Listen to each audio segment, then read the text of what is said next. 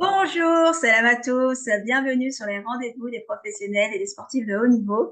Et aujourd'hui, on reçoit une personne qui qui a un profil assez atypique, vous allez le découvrir. C'est Annie Rebecca Coudran qui est coach personnel et professionnel, mais pas que, hein. Vous allez découvrir un peu son parcours. C'est une personne que j'apprécie beaucoup, que j'ai rencontrée dans un organisme. On avait fait une conférence ensemble, on était intervenu sur la même structure et voilà, j'ai trouvé son profil super intéressant, ce qu'elle partage aussi sur les réseaux sociaux et je voulais absolument vous faire découvrir qui est Rebecca et je te remercie encore, Rebecca, d'avoir accepté l'invitation de faire Merci, d'être parmi nous aujourd'hui. Comment vas-tu? merci. Bah, je vais bien, merci Elam. En tout cas, merci de m'offrir cette opportunité de pouvoir, présenter mon parcours. Donc voilà, je trouve que c'est une belle démarche et je vais, essayer de partager un maximum parce que j'aime bien partager donc mes expériences et puis, après, voir les retours. Oui, c'est Merci. pour ça et merci à toi. Pour ceux qui vont te découvrir là aujourd'hui, je vais te demander, comme je fais souvent avec nos experts, de te présenter un peu, surtout ton parcours. Tu as un parcours qui est, comme je disais juste avant, qui est assez atypique parce que tu n'étais pas du tout dans le domaine du coaching avant et tu exerçais un métier qui n'est pas celui-ci. Est-ce que tu peux voilà, nous en dire un peu plus? Qui es-tu, Rebecca? Alors oui, je peux en dire un peu plus. Alors je vais commencer par mon parcours qui débute à l'enfance. Donc j'ai vécu dans un quartier jusqu'à mes 17 ans. Et à mes 17 ans et demi, j'ai décidé de prendre mon indépendance. Donc j'ai eu des soucis familiaux, donc ce qui m'a amené à pouvoir prendre mon indépendance assez rapidement. Et durant cette période-là, j'avais déjà des difficultés scolaires, donc des difficultés à la scolarité, et à l'écriture, de la dyslexie. Et du coup, j'avais certains enseignants qui, face à moi, avaient parfois un discours qui pouvait être dévalorisant. Donc en me Hmm. disant: «Bah, tu feras que seulement un BEP, tu un cas irrécupérable», jusqu'à on a Ah été me oui, dire que j'avais une déficience intellectuelle, donc voilà. Bon, ah j'en oui. rigole aujourd'hui, hein, mais voilà, du coup, ce parcours-là, c'est mon parcours, scolaire. Et quand je suis arrivée sur Le Havre, donc j'avais 21 ans et j'ai décidé de faire une activité physique, qui est de l'athlétisme, parce que c'est une activité de base auquel, j'avais des facilités quand j'étais, au collège et au lycée. Et en arrivant en fait, à faire cette activité-là, je me suis découvert un potentiel et la première année, j'ai intégré une équipe qui était à l'époque moins de 23 ans, donc sur une compétition nationale. D'ailleurs, on était 10 après, champions, de cette équipe-là, de cette catégorie. Et donc en faisant du sport, ça m'a aidé à surmonter mes difficultés et surtout à pouvoir mettre en place des actions pour faciliter mon apprentissage scolaire. Et donc voilà, aujourd'hui, je suis, assistante de service social, donc je suis Voilà. vraiment loin de ce qu'on m'avait prédit, hein. Donc je suis assistante Donc, sociale, j'ai mon tu as fait certificat des business études, tu marketing. as continué J'ai fait jusqu'à des devenir études, assistante. voilà, C'est j'ai fait génial. des études et tout ce dont, on m'avait reproché, mais au final, dans mon milieu professionnel, c'est tout ce dont on m'a, la première fois mis en avant en disant: «Ah bah, très bon travail, voilà, d'excellents relationnels avec les personnes, avec les échanges que j'ai pu avoir, dans ce milieu-là». Donc voilà où j'en suis aujourd'hui et j'ai créé ma société qui s'appelle REBA, donc REBA, ressources pour entreprendre et booster ses ambitions. Ah, et qu'est-ce qui t'a poussé, j'allais te poser un peu cette question-là, qu'est-ce qui t'a poussé à la créer, cette société, mais qu'est-ce qui t'a poussé à t'orienter dans le coaching? Parce que maintenant, tu es coach, même si tu as la Tout double à casquette. fait, tout à fait. En fait, dans un premier temps, ce qui m'a amené à choisir, en fait, la création, c'est que déjà j'étais plus en accord avec certaines conditions de travail et c'est D'accord. important pour moi parce que, du coup, je perds le sens, de ma pratique professionnelle et de l'amour que j'ai pour le social. Donc Mhm. je me suis dit: «Il faut que je trouve, un équilibre en préservant derrière mon activité sociale et en mettant en avant mon potentiel». Parce qu'aujourd'hui, j'ai constaté que voilà, une entreprise aujourd'hui, c'est le résultat, ou la performance au détriment même de la bienveillance ou voire de la bientraitance parfois. Et Tout du à coup, j'ai des fait. valeurs qui sont assez fortes, que j'ai intégrées du coup que j'ai construites durant toute mon enfance, qui est l'intégrité, la bienveillance, la responsabilité, la liberté. Et je me suis dit: «Il faut que je reste alignée avec ces valeurs-là». Et Mhm. j'ai également aussi constaté, du coup, j'ai découvert que j'avais du potentiel et j'ai voulu travailler l'expansion de ce potentiel-là que je ne retrouve pas sur mes postes, en fait, où je suis actuellement, qui me permet pas de pouvoir évoluer. D'accord, Voilà, ouais, on est plus dans l'accompagnement social sur des exactement, problématiques, des freins. Donc d'accord, donc là, tu exactement. as remarqué que tu te développais pas à un autre niveau, Oui, c'est ça, parce qu'en peut-être? fait, en expliquant comme j'expliquais, en fait, en étant sur l'activité sportive, parce que du coup, Oui, j'ai un élément à compléter par rapport à ça, c'est oui. que le sport a révélé mon potentiel intellectuel. Dans le sens Mmh où j'ai décelé q en faisant la pratique sportive, que j'avais des Oui. compétences qui étaient que des compétences et des limites que je Mmh trouvais dans mon quotidien et que j'avais pas forcément conscience. Et en fait, Mmh. le sport Tu permis de ça? m'a amené à prendre conscience, parfois des mécanismes qui étaient inconscients et du coup, en ayant conscience de ça, ça m'a élargi mon champ de vision et d'où après les démarches que j'ai pu entreprendre pour améliorer ma scolarité et en fait, au final, je me dis: «Le sport, c'est plus qu'une activité physique ou mentale, c'est vraiment l'expression d'un état d'esprit aussi qui me permet de se reg qui permet de se regarder en face». De dire: «OK, Mmh. là, je suis face à ma difficulté», d'affronter ces difficultés, de les surpasser et surpasser du coup ces limites mentales et Mmh. les limites mentales eux-mêmes qui sont le reflet de parfois d'un état physique, en fait. Tout à Et fait. donc c'est ça qui m'a amenée à me dire, bah, j'ai des éléments à explorer. Je me suis aperçue que j'étais aussi douée dans d'autres domaines, comme on parle souvent des intelligences multiples, bah, dans la musique, dans le chant, dans la nature, mes mains dès que je touche quelque chose, ben, des choses que j'arrive à créer, je ne sais même pas pourquoi. Donc c'est tous ces éléments-là qui m'ont amené à me dire, j'ai plein d'autres, facettes à explorer de moi et pour ça, il faut que je sois en liberté de réflexion, sans contrainte et donc je crée mon entreprise. J'y vais, je me lance. Ouais, c'est génial et ça me parle beaucoup effectivement, tu vois? Et c'est ce qui m'avait aussi attirée, c'est ton profil un peu multicasquette, hein. Effectivement, tu es aussi talentueuse sur le chant et je vous inviterai à aller regarder sur son Instagram. Mmh.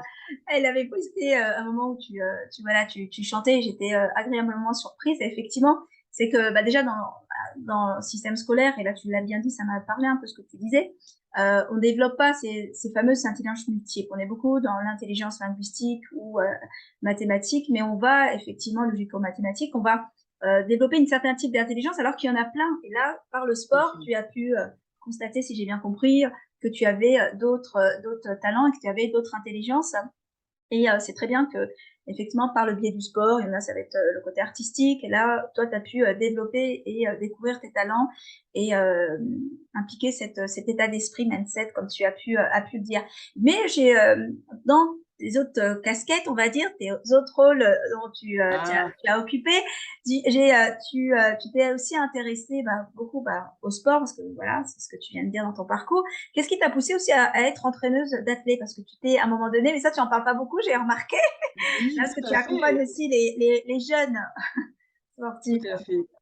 Alors, j'ai commencé à être, entraîneuse sportive de jeunes. En fait, c'est le président qui m'a dit: «Bah, on manque de personnes. Si ça OK. te plaît, si tu le souhaites, bah, tu peux, entraîner». Je me suis dit: «Pourquoi pas?» À la base, j'étais partie en me disant: «Pourquoi pas?» J'étais aussi athlète en même temps, hein. Donc du coup, j'ai entraîné des jeunes et j'ai pris goût à entraîner les jeunes. En fait, j'ai une valeur partage, je pense que je n'exploitais pas assez Mmh.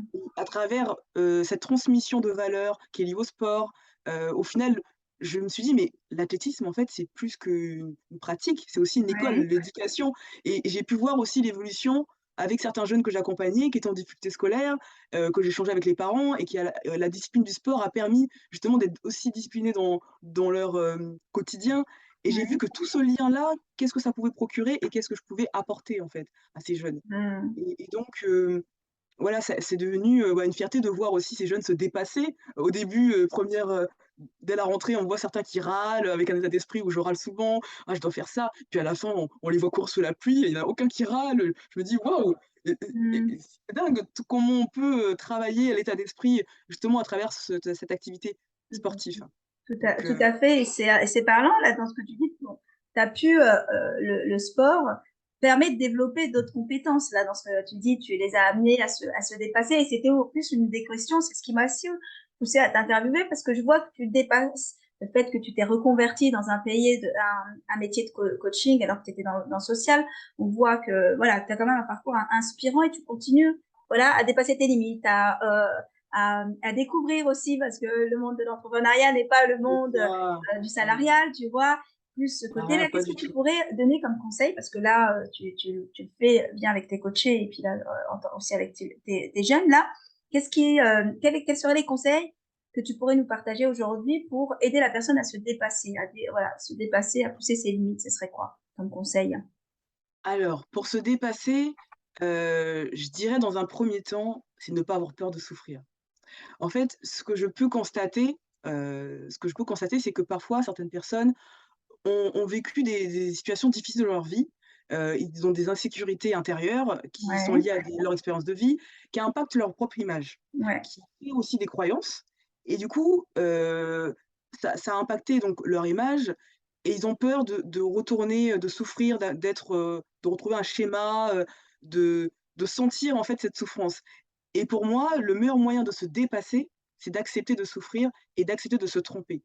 Pourquoi? Parce que la souffrance, elle est là pour nous apprendre, elle fait partie de notre construction et parfois je dis souvent à des personnes avec qui j'échange, je dis: «Bah, la souffrance, elle est là, parle à ta souffrance. Dis-lui: "OK, qu'est-ce que tu veux? Qu'est-ce que tu veux, la souffrance? Qu'est-ce que tu veux m'apprendre aujourd'hui?"» mmh, Plutôt que de partir en mode: «Je la subis». L'événement qui arrive, effectivement, il y a des événements où on ne peut pas, changer. On ne peut pas changer l'événement qui arrive, il super, vient à nous et on le prend, il faut le prendre et l'accepter tel qu'il est et du coup, cet événement-là apporte aussi parfois de la souffrance. Donc ouais, c'est se dire: «Qu'est-ce que cette souffrance va nous apporter?» Il faut se laisser, je pense, il faut laisser la souffrance nous traverser. Parce qu'en ouais, fait, si on la repousse, on saura jamais quelle est notre limite et quel est notre point de d'arrêt et comment aussi, travailler cet état d'esprit qui est,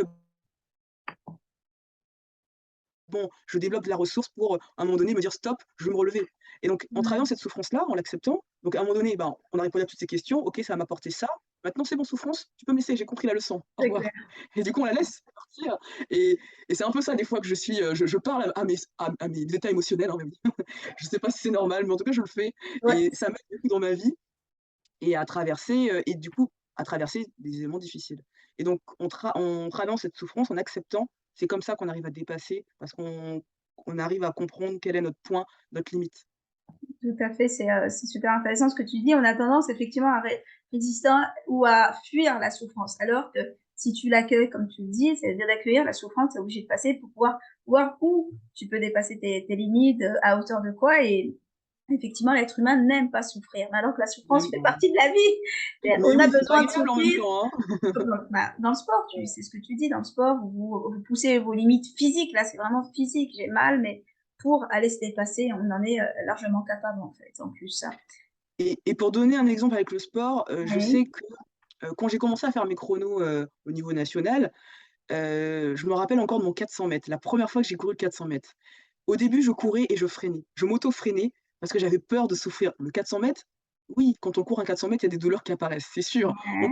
On peut pas passer à côté des Mmh douleurs mh. physiques et donc j'anticipais avant même de courir la souffrance que ça allait me générer D'accord, et donc tu un avais jour, je peur. me suis dit Mmh. j'avais peur. Ah oui, j'avais dans mes starts, j'étais, comme ça, hein. Le stress, il était intense à ce moment-là, avec l'adrénaline, mais il était intense Mmh. et un jour, je me suis dit: «Bon écoute Annie, tu cours et tu verras.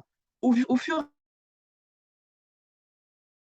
et à mesure de ta course, tu évalueras ton état physique, de comment tu te sens, quelle est la souffrance que tu as et tu avanceras au fur et à mesure de ça. Et en fait, j'ai commencé à courir et je me rappelle des retours des personnes qui étaient autour du stade qui disaient: «Non mais elle court trop vite là, non mais elle va s'arrêter». Parce que j'ai eu leur retour après. Ils me disaient: «Mais elle court vite, elle va s'arrêter. Non, je pense que là, elle sait pas ce qu'elle est en train de faire, il faut qu'elle gère sa course». Au final, j'ai réussi à courir, je suis passé devant tout le monde. Je me suis dit: «Mais qu'est-ce qui m'arrive? C'est bizarre, c'est moi qui a mangé un lion ce matin ou?» En fait, c'était mon état d'esprit qui avait changé Pris. et Mmh. arrivé vers la fin, j'avais le lactique, donc j'avais les jambes qui brûlaient, mais j'ai Ouais. continué ma course, je l'ai finie et je suis encore vivante et je me suis dit: «Mais au final, s'imaginer la souffrance, des fois, ça fait plus souffrir que de la Mmh. vivre». Ah, c'est intéressant ce que tu dis, En fait, effectivement. le cerveau crée, en fait, la souffrance et à un degré que parfois qui est beaucoup moins important que ce qu'on devrait, vivre. Tout à fait. On est toujours en train d'imaginer, en fait, c'est ça, bah, souvent dans les peurs irrationnelles. On a beaucoup de peurs, en fait, on Exactement. imagine des choses, alors que c'est nous-mêmes qui nous freinons. Là, ça montre bien, tu vois, dans l'exemple que tu as donné, que tu as vécu, que tu t'es freiné parce que tu avais peur d'aller vers Ah oui. de traverser cette souffrance, cette douleur, parce que là, on est sur une douleur physique. Mmh mh. Et, le fait d'avoir calmé ton mental, donc on voit bien que le mindset, le mental joue énormément, en fait, sur nos performances, et ça a été le Exactement. cas pour toi. Donc ça, c'est vraiment un conseil à prendre en compte, ne pas vous projeter voilà, ne pas vous projeter dans quelque chose, de dramatique, de négatif. On teste, on passe, à accueillir, Exactement. bah, cette émotion qui était une émotion de peur de toute façon, hein, qui s'est exprimée là, dans ce que tu as Tout dit. à fait. C'est exactement ça. Mais dans ce que tu, dans un peu ce parcours et le fait que tu t'es reconverti, le fait que tu as poussé encore tes limites dans tous les domaines, parce que voilà, dans tous les domaines qu'on vient de partager, là, d'expertise, il faut quand même croire en soi. Tu vois, la confiance en soi, elle joue énormément. Et je pose toujours la question, et je vais te la poser, hein, en général, je la pose au début, mais là, on était parti sur autre chose. Oui. Pour toi, si tu devais, toi, définir ce que c'est la confiance en soi, ce serait quoi? Quelle est la définition que tu donnerais et que tu donnes auprès des personnes que tu coaches, je pense? Alors la confiance en soi, comment je la définirais? Je dirais, que c'est le sentiment de sécurité qu'on a avec soi.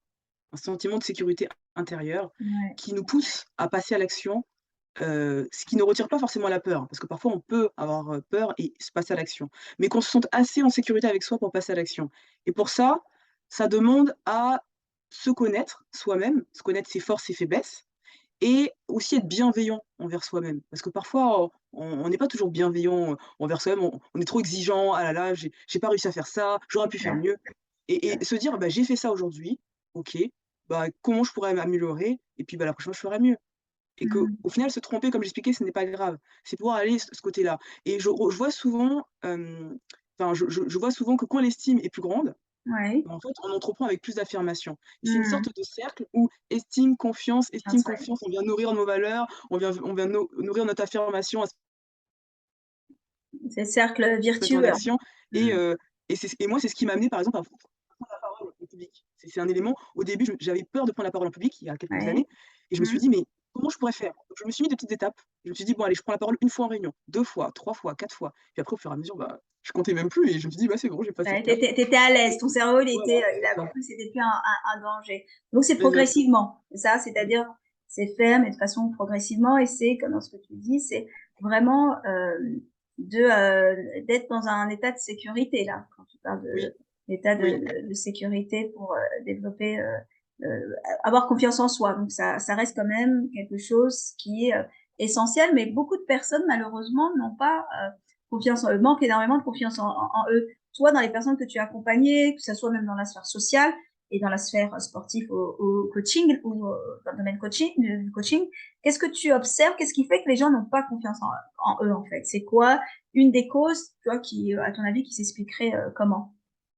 alors c'est ce que je re-expliquais un petit peu tout à l'heure, Oui. c'est que, il y a des insécurités qui sont intérieures, qui sont liées à leur Mmh. expérience de vie et qui impactent un peu leur image et ces personnes-là, bah, du coup, ont créé des croyances, ont Mmh. peur de souffrir, et parfois sont même prêts à se mentir eux-mêmes Mmh. et abandonner. À se mentir eux-mêmes et abandonner une action qu'ils sont en train de mettre en place parce que se confronter et défendre ses valeurs, bah, parfois on passe par, bah, des états, émotionnels qui peut générer de la souffrance. Mais Mmh. au final, quand on arrive à trouver, quand on arrive à, quand on a des défenses plutôt, au niveau de ses valeurs qui sont assez affirmées, au final, on Oui. est prêt à y aller et se dire que, bah, finalement, c'est je me sens mieux en défendant mes valeurs qu'en en les rejetant. D'accord, donc ça veut dire qu'ils sont pas alignés à leurs valeurs, en fait, ils ont pas peut-être pas C'est ça. conscience de leurs valeurs, Et mais alors voilà, il y a beaucoup cet état de conscience, ils ont pas forcément conscience à ces en leurs valeurs. Il y a mmh, aussi ça. Moi, je rencontrais ça dans mes coachings, des oui, personnes qui juste en travaillant sur les valeurs, ah bah, le résultat que ça a eu à la séance d'après, c'est comme s'ils avaient un autre regard sur eux-mêmes. ouais, C'est comme ouais. s'ils se redécouvraient, «Ah ouais, j'ai tout ça comme valeur». Ouais, tu en as pas qu'1, hein, tu en as 2, 3, 4, 5, 6, Beaucoup, des fois, quand on les travaille, mais c'est on ça observe plein de choses. et en fait, dans le travail des valeurs, c'est aussi donc déjà pouvoir les identifier, Mmh. mais après, comment je les honore? Mmh, Comment je fais pour les honorer? Et ça, c'est des actions quotidiennes. Moi, je sais qu'au quotidien, il y a pas un jour où je fais pas d'action pour honorer mes valeurs. Ça maintenant, je fais même plus, je veux dire, c'est automatique, hein. Tu réfléchis plus, c'est ça? je suis pas en train de calculer à chaque fois: «Ouais, il faut que je fasse ça, ça, ça», mais je sais que voilà, exactement. En fait, quand, ça je suis partie dans un mécanisme et du coup qui est devenu, je suis passée à la conscience et après c'est devenu comme une sorte d'habitude, donc ça passe dans la partie mécanisme automatique, inconscient Voilà, ouais. et dans la mémoire procédurale, comme on peut dire, si ça Mmh te mh. parle et du coup, à un moment donné, je me dis: «Bah, dès qu'il y a quelque chose qui se confronte à moi, ah, ça me plaît pas, ça me titille, pourquoi? Qu'est-ce qui fait que ça me Mmh. titille? Ah, ça touche telle valeur. OK, comment je peux faire pour essayer de régler ça de manière diplomatique dans un premier temps? Ouais, c'est Et clair. ensuite, si ça n'avance pas, comment je peux faire autrement?» Et ainsi de suite et je mets des petites pierres comme ça et puis, jusqu'à arriver à à une satisfaction de mes valeurs et Mmh. tout en restant dans la bienveillance de l'autre, bien évidemment. C'est D'accord, pas donc juste, là t revendiquer pour revendiquer, quitte à oublier qui on a en face de soi. Non, c'est pas ça du tout. C'est vraiment, faire les choses en restant bienveillant, mais en n'oubliant pas aussi qui on est. d'accord. Donc c'est être bienveillant avec soi déjà dans ce que tu dis, être tolérant avec soi-même face à l'échec, face aux apprentissages un peu comme dans ce que tu Tout à dis. fait. Tu parles de pas se mentir à soi-même et ça c'est important ce que tu as dit parce que voilà, on a tendance à pas être authentique et à pas prendre conscience de voilà ce qui va pas, pour pouvoir après le travailler et être aligné, connaître ses valeurs pour tout en respectant l'autre parce que là tu l'as dit, c'est voilà, c'est ce qui va être un peu ce qui va nous. C'est un peu que moi je le dis souvent, les valeurs sont un peu la boussole interne de l'humain. C'est elle qui permet de nous diriger. C'est Ouais, pour c'est ça que tu as exactement ça. dit, tu as dit que tu essayes d'honorer tout le temps les valeurs. Donc, dans ces conseils, c'est vraiment important. C'est vraiment honorer ces valeurs. Et j'ai bien aimé ce que tu as dit. Tu fais en sorte de mettre en pratique ces valeurs qui vont avoir un impact, effectivement, sur notre manque de confiance. Lorsqu'on n'est pas aligné, lorsqu'on n'ose pas les exprimer, automatiquement, ça impacte ce manque de confiance. Et c'est ce que tu as fait, toi, dans ton parcours pro. Tout à fait, mais tout Tu à l'as fait dit ça. tout à C'est l'heure, pas dans la présentation, j'étais pas ouais. trop sur certaines choses alignées, et voilà, j'ai changé. Donc là, on voit bien que voilà, c'est possible, en fait. Il faut Et simplement c'est possible, oser. c'est du travail, hein. Par contre, c'est Mmh. du travail, hein, parce qu'il faut le faire quotidiennement et une fois que c'est intégré et qu'on sait pourquoi on le fait, bah, après voilà, comme j'expliquais, on passe dans un mécanisme parfois qui est inconscient, Mmh. parfois qui est pas qui est conscient, hein, mais parfois Oui, qui peut devenir inconscient.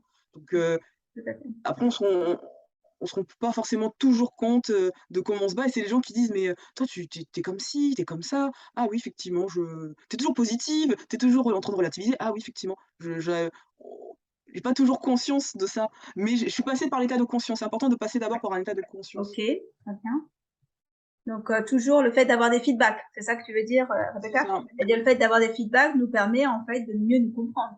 C'est-à-dire comme là, tu as dit: «OK, ah ouais, je suis positive, ah je» et ça on a tendance à souvent minimiser. Il y a beaucoup de personnes quand on manque de Minimiser, confiance, de c'est ça. minimiser le fait, voilà, de ces feedbacks alors que c'est important parce qu'ils nous permettent d'apprendre à nous connaître. Après le fait de se dépasser, souvent on va avoir tendance et je pense parce que tu en parles souvent, de cette notion que je vais, là, évoquer, c'est que souvent on manque de motivation en fait pour aller se dépasser, pousser nos limites. Et ça peut être, ça va bien impacter notre potentiel et nos actions en fait de tous les jours. Comment tu expliquerais en fait le manque de motivation et si tu devais nous donner deux, trois conseils, Rebecca, sur Ouais. rester motivé, comment on peut faire pour rester motivé au quotidien? Alors, la motivation, c'est vraiment un grand sujet parce qu'autour de moi, je vois Ouais, beaucoup de personnes qui sont en démotivation et ouais. déjà, la première chose que je peux dire, c'est que la motivation, c'est pas toujours au rendez-vous. Ça arrive pas comme ça. Ah, ça c'est bien de le dire parce qu'on des fois on n'a pas envie de sortir de son lit, On on n'a n'est pas pas envie, on motivé n'a à pas faire envie, et il mais faut on se lève. accepter. C'est exactement ça et c'est pas la motivation, elle est pas toujours au rendez-vous et parfois, moi, dans ce qui me concerne, des fois, la détermination est plus forte que la motivation. Parce que j'ai un Mmh. but, je sais où je veux aller et par moment, par exemple, moi, ça m'est arrivé pendant des séances sportives, comme là, dernièrement, j'ai fait un post sur une activité que j'ai fait, du coup, sportive et j'ai battu, entre guillemets, «mon record de l'année», en faisant un footing de plus de 30 minutes. Parce que j'étais blessée, en fait, pendant 1 an et demi au niveau du genou et j'ai pas pu dépasser ce stade-là. Donc là, j'ai fait 30 minutes non-stop, j'étais tellement contente, mais tellement comme un enfant, en fait, qui venait de réaliser sa première performance La fierté, hein. et voilà, c'est ça. Mais il faut savoir que le matin même, je me suis levée à 6h30 pour, être, debout Ah à ouais, 6h15. Je me suis ah ouais. préparée une demi-heure et à 6h45 j'étais dehors et je n'avais pas envie de me lever. J'étais dans mon lit, je tournais, le réveil a sonné une fois. Je me suis Mmh. dit: «Bon, allez Annie, il faut que tu ailles courir. Allez, c'est parti, c'est ton jour aujourd'hui, il faut que tu ailles courir» et j'avais pas envie, mais je me suis levée, je me suis traînée et je me suis dit: «Bon, Mmh la mh. motivation va arriver en allant». Et pour revenir à ça, du coup, la motivation parfois arrive en se mettant en action. Parfois, la motivation, il faut aller la chercher C'est par vrai. des petites actions Mmh. et en réalisant ces petites étapes-là, c'est valorisant pour nous. On est content après de ce qu'on a réalisé. Tout Mmh. doucement, ça devient comme une discipline. Donc, on sait qu'on doit le faire, on doit aller, on le fait quotidiennement. Et en Mmh. fait, on arrive à se motiver face à ça. Donc Mmh. déjà, il y a cette notion de je vais chercher la motivation. Et je dirais aussi qu'il y en a d'autres qui fonctionnent. Alors, il y a plusieurs fonctionnements. Moi, je sais que je suis un peu sur ces deux éléments-là, donc je vais Oui. chercher la motivation, mais aussi parfois, j'ai la récompense. Donc je me sais que quand je vais courir, je me dis: «Bon allez, je vais me faire une bonne balnéo après». Je faisais: «Ah ça c'est bien». La récompense. L'effort, vaut l'effort. Il faut que la récompense soit aussi importante que l'effort que tu vas produire. Parce que si tu mets ta récompense et que tu penses qu'elle est pas à la hauteur de l'effort que tu vas faire, bah, tu vas pas être motivé à aller courir. Donc il y a cette notion aussi que moi je constate aussi, dans mes actions et que j'ai pu Ouais. changer avec d'autres personnes. Ouais, et là, effectivement, la régularité, la discipline, c'est ce qui va amener la détermination, dans ce que Exactement. tu dis, et tu vas la chercher. Effectivement, souvent, on attend d'être, voilà, motivé et cetera. On n'a pas cette volonté. En fait, elle se travaille. Comme tu dis, cette motivation, faut mettre des actions pour pouvoir, rester, pour être motivé, en fait, être, Mmh, dans ce c'est cap-là. ça. Hein, c'est super intéressant l'exemple que tu as donné. Et là, on a parlé, voilà, tu as parlé de pousser nos limites, tu as parlé de ton potentiel, tu as développé ton potentiel sur différents domaines et tu as pris conscience de ton potentiel. Et effectivement, dans ton parcours, il me parle un peu parce que j'ai eu un petit parcours pareil, à peu près comme toi, mais on en reparlera un autre jour dans le côté scolaire. Moi, tu as dit que tu as développé ton potentiel par le sport. Moi, par exemple, mon potentiel, parce que j'avais aussi des difficultés, je suis aussi 10 comme toi. Hein. Donc, j'ai développé dans la sphère extra-pro, moi, plutôt dans le côté travail professionnel. Et là, on voit bien que on peut développer son potentiel, mais des fois, on n'a pas conscience de notre potentiel et de nos ressources. Alors, moi, j'aimerais bien que tu nous donnes quelques conseils, comment on peut faire pour développer notre potentiel et activer ses ressources. Annie, bon, moi, je t'appelle à chaque fois Rebecca. Moi, je vais rester sur Rebecca parce que je sais que tu as deux Rebecca, c'est prénoms. bien, c'est bien, c'est bien. Allez Rebecca, Rebecca, c'est très dis-moi. bien. Alors la question c'est comment faire Comment, pour, comment on peut faire pour développer, quels conseils tu nous donnerais là aux personnes qui nous regardent aujourd'hui? C'est comment croire à nos ressources et croire qu'on a un potentiel en nous. Comment on peut y croire et le développer surtout? OK, OK. Je vais partir sur un principe de base. Pour Ok. croire en ses ressources, il faut déjà les connaître. Et en Mm. fait, pour connaître ses ressources, il faut, parfois dans nos vies, il arrive des événements, on arrive à Mhm. s'en relever et on ne sait pas toujours pourquoi. Donc Mhm. il va falloir faire appel aux souvenirs. Se rappeler quels sont les événements difficiles qu'on a vécus dans notre vie et comment on les a surmontés. Et tout doucement, on va se rappeler des pierres qu'on a posées sur le chemin et on va se souvenir d'un chemin de résilience, ce processus par lequel on est passé. Mhm. Donc on se dit: «Je suis passé par là, OK, à tel moment j'ai passé ça. Quelles ressources j'ai dû mobiliser?» Et aller chercher du coup la ressource même qui à ce moment-là a été primordiale. Ressources internes comme externes. Ça peut être la famille, comme ça peut être la ressource, bah, la combativité, la persévérance, des choses qui sont plus profondes et internes. Et à ce moment-là, on se dit: «Bah, je l'ai déjà fait». Moi souvent je dis: «Vous avez tous passé dans votre vie, une épreuve qui vous a semblé tous difficile et auquel vous avez réussi à vous relever. Comment vous avez fait?» Et en fait, se souvenir et c'est là que je parlais dans mon post, la mémoire, comment elle est je trouve ça tellement dingue. C'est que les souvenirs de notre mémoire nous aident justement à révéler aussi nos ressources et si on l'a déjà fait, bah, c'est qu'on peut le faire. Tout à fait. Déjà, oui, bah oui. Si on l'a vécu, Si on est on a déjà passé par ce surpassé ça. processus, c'est nous qui l'avons vécu. On a mobilisé Mm. des éléments sur notre chemin. Donc Mm. exactement, on a soit développé, soit on a mobilisé ceux qui existaient déjà et il y en a toujours qui grandiront au fur et à mesure de notre vie, Ouais. mais on est en capacité de le faire et au fur et à mesure qu'on surmonte ces épreuves et qu'on est en capacité de connaître quelles sont ses ressources, on va se remettre plus rapidement à chaque fois dans des événements, plus on avancera dans notre vie. Ouais, cette capacité de résilience que tu évoques vraiment, effectivement. Et on n'a pas, et c'est là où on prendra conscience, en fait, que tu es passé par des difficultés, tu as pu les surmonter, donc les ressources sont déjà là. Simplement prendre Ils sont conscience, quand tu dis de se souvenir, et en même temps de les réactiver. C'est très beau ce que tu dis, effectivement, et on n'a pas, on oublie en fait qu'on a cette capacité de surmonter et que voilà, on peut faire de très belles choses. Et c'est aussi pour ça que je vous invite hein, sur oui, cette, ces échanges qu'on a aujourd'hui, c'est vraiment prendre conscience que bah, déjà tout est possible, mais surtout que bah, si tu prends conscience de ton potentiel et que tu as des choses qui vont te permettre d'avancer, d'être déterminé et d'aller vers tes rêves, et souvent on a du mal avec les rêves, je les vais parler rêves, des ah rêves, les fameux j'aime rêves. bien poser cette question parce que là, toi, tu vois, on t'avait sous-estimé quand tu étais plus jeune dans ta scolarité, c'est ce que tu as dit tout à l'heure, mais tu as cru en toi au point d'aller t'orienter vers le métier que tu Bien voulais, sûr. qui était assistante sociale. Donc, tu as cru un peu en tes rêves. Là, il y a beaucoup de personnes qui ont du mal à croire en eux, en croire déjà en eux, mais croire vraiment en leurs rêves. Et quelles astuces tu pourrais nous partager là aujourd'hui? Je pense que ça sera la dernière question pour bah, croire en ses rêves et puis faire en sorte de les réaliser. Hein. Ça serait quoi comme conseil ou astuce que tu pourrais donner aujourd'hui? Très bien.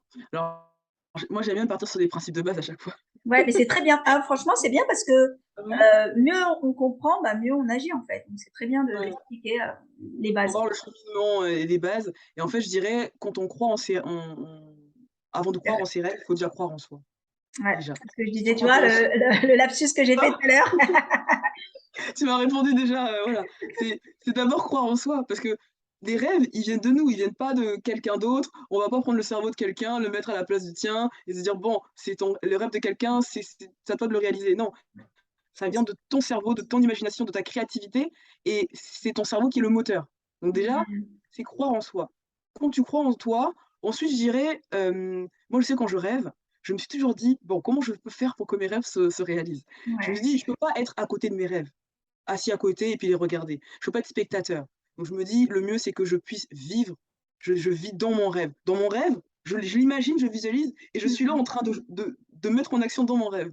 Et tu vois, je me mets en action là, je suis tellement en train de visualiser quand même mes Tu gestes, es en ils train sont de faire les gestes. Tu es à c'est fond ça, là. voilà, c'est ça. Et du coup, pour entreprendre avant tout, je dirais que peu importe entreprendre tes rêves, hein, je parle, hein, bien, peu importe le chemin par lequel tu passes et c'est Mmh. là que je viens mettre l'accent sur le E de entreprendre qui vient de Reba, c'est que peu importe par quel chemin tu dois passer, en haut, à gauche, en bas, à droite, commence déjà à t'actionner et en fait, quand tu vas Mmh. commencer à t'actionner, la direction va se structurer au fur et à mesure de ton expérimentation et des gens qui t'entourent. Tu sais que voilà, j'ai un conseil qui arrive là. Je suis une action, donc ça attire du monde. Les gens, ils viennent, ils se posent des questions, tu mets des intentions et après les intentions, beh, ils reviennent. De toute façon, ils reviennent, quelle que soit Mmh. la forme dans laquelle ils reviennent. Donc, si tu veux vivre ton rêve, commence déjà à créer des actions, des petites intentions par-ci par-là, puis, bah, tu verras le chemin se construire, au fur et à mesure.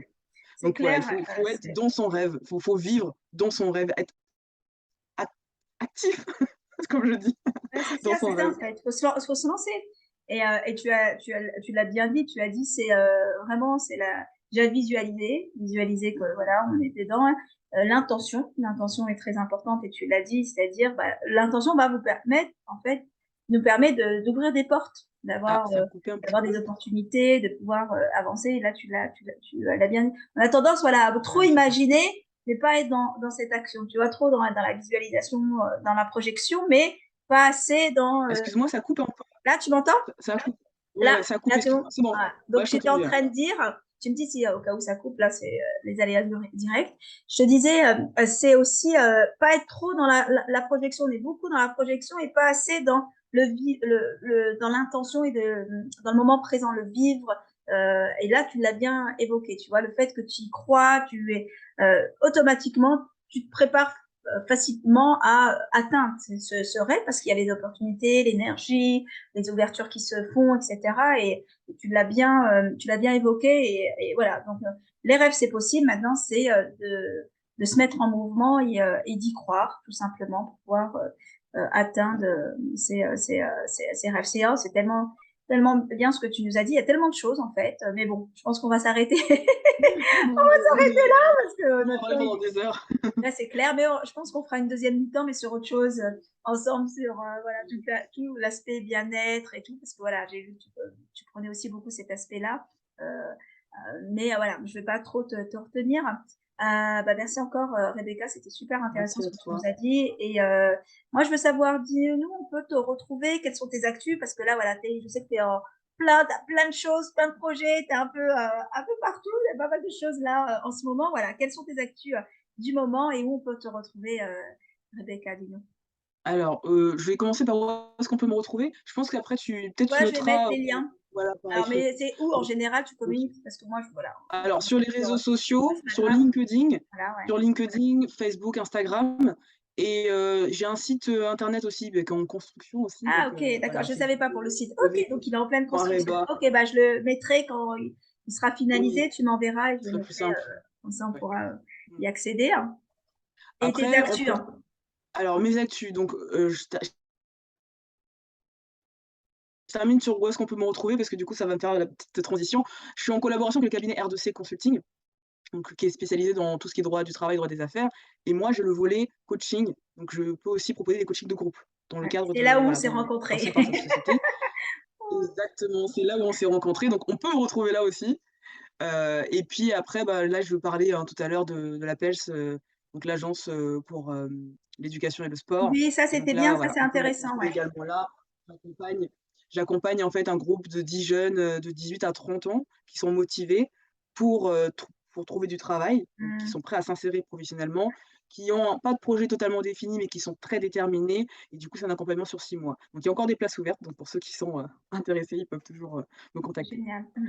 Voilà, après pour mes actualités, bah, je suis là en train d'accompagner en fait, donc tout ce qui est les dirigeants, les managers, les salariés et je les aide justement à trouver un équilibre Mmh. entre le corps, l'esprit et l'énergie, comme j'expliquais tout à l'heure, mais dans toutes les sphères de leur vie et en Mmh. fait, en travaillant ces éléments-là, ça va leur permettre, eux, de pouvoir activer leur plus haut potentiel et en général, c'est des personnes qui ont des projets, qui ont des Mmh. objectifs à atteindre et ça va leur permettre justement de déployer toute ce potentiel-là en enlevant des petits parasites du quotidien, en C'est essayant de ça. retrouver le rééquilibrage corps, esprit, énergie que je pourrais développer sur une autre partie et voilà, c'est le type public que j'accompagne, Voilà. actuellement. Voilà, donc on peut te retrouver, facilement sur les réseaux. De toute façon, je mettrai tous les liens. Donc merci encore pour tout ce partage et voilà, c'est À ça, au fait, toi. aussi qui m'a attirée, c'est que tu as tout ce volet-là. Tu alignes, le mental, le corps, l'esprit et c'est, voilà, c'est ce qui permet, en fait, d'évoluer, de réussir, rapidement et de se sentir bien surtout. Bah, Mmh. merci encore, pour ce partage, c'était super intéressant. Merci Merci à encore toi, à Julie. vous d'avoir assisté à cette séance et n'hésitez pas, comme d'habitude, à vous poser les questions si vous voulez poser des questions à Annie et Rebecca. Si, voilà, si vous voulez commenter, c'est en dessous. Les liens sont aussi en dessous comme d'habitude. Je vous invite aussi à partager cette interview. N'hésitez pas à partager autour de vous. Et nous, on se dit à la prochaine interview. Et merci encore, Rebecca. Je te souhaite une agréable journée. Salut. À Merci bientôt. encore.